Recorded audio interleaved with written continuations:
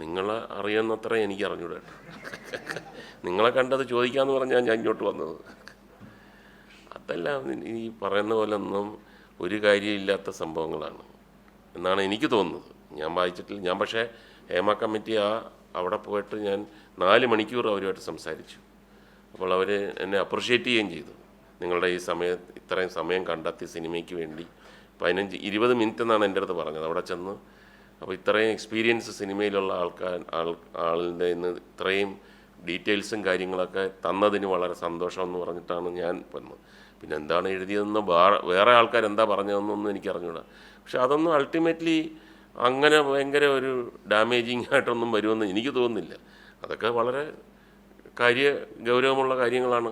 അങ്ങനെ ഇപ്പോൾ സിനിമയിൽ മാത്രമല്ല, എല്ലാ സ്ഥലത്തും സ്ത്രീകൾക്ക് പരിഗണനയും സ്ത്രീകളുടെ കാര്യങ്ങൾ അതിന് ആ ഗൗരവത്തോടുകൂടി കാണുക തന്നെ വേണം എന്നുള്ള അഭിപ്രായക്കാരാണ് നമ്മൾ. അത്രയേ ഉള്ളൂ അതിനകത്ത്. വേറൊന്നും വരാൻ എനിക്ക് തോന്നുന്നില്ല. എനിക്ക് അറിഞ്ഞൂടാ.